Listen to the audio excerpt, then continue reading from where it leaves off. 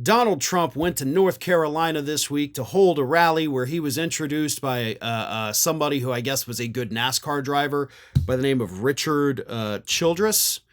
I know nothing of NASCAR, so I'm not trying to downplay that, but obviously NASCAR guy won some races and he introduced Donald Trump.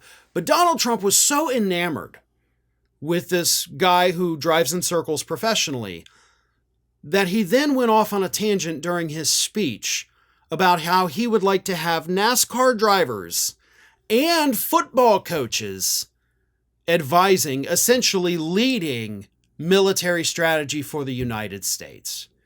Let me read you this statement from Donald Trump. How you do it is amazing. It's so amazing. He drives real fast in circles. That's not, I'm sorry. I don't mean to offend any NASCAR people out there, but the dude can drive real fast in circles and not hit things. I guess that's a talent. I couldn't do it probably, but these people can.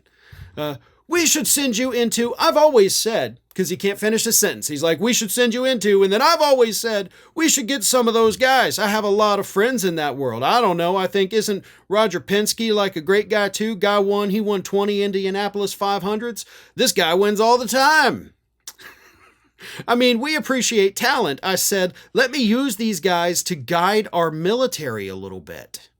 When you can win so many races, that's okay, you guide. Same thing with coaches. You take some of the great football coaches, you put them at the table. What do you like, coach? Because in its own way, it's not so much really different.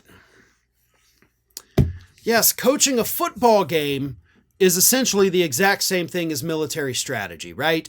I mean, military strategists, the generals, they have to come up with plans that go on for weeks or months or sometimes even years. Whereas a football coach, you draft a plan that at its best may run 20 seconds off the clock.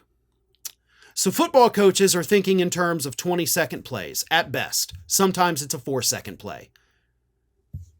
Military strategists are doing it months or years down the road. So just right there, I'm sure you can see the big difference. Not to mention the fact that I'm pretty sure football coaches would not be so successful. Like if you put Bill Belichick out there and he's calling plays for Tom Brady, Brady's probably not going to do so well if the defense on the other team has guns and tanks and drones, like the military does.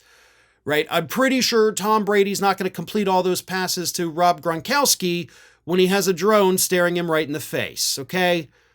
There is no similarity, I'm sorry, between being a football coach and being an actual military strategist, but this is the level of stupid we are dealing with Donald Trump. This is a man who, it was reported, wanted to drop nukes on hurricanes while he was in office. Like, can't we just nuke them? And he wants to go back to the White House, and far too many people in this country think that that's a smart idea. Now, I do love what Democratic Representative Benny Thompson said about this quote. He said, when does he ever discuss the policies he wants to implement? All you hear is gibberish from him. Amy McGrath, who of course unsuccessfully ran for Senate in Kentucky, she said, it's still shocking to me that this probably won't make the news on a single major network. And I agree with Amy McGrath on that.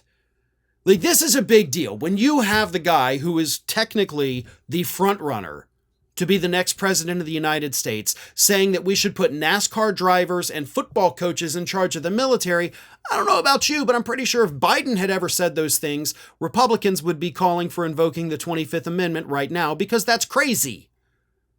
But Trump does it, and it's not even the craziest thing he said at that rally, is it? It goes unnoticed, but these are the horrible, crazy, borderline insane ideas that he wants to implement if he becomes president again. So I'm pretty sure we should all get out there and vote to make sure that we don't have Tommy Tuberville out there calling plays for the military. Hi everyone, this here is little Athena. And Athena would like to know why you haven't subscribed to Fair and Balanced yet. So please, don't let Athena down. Subscribe today.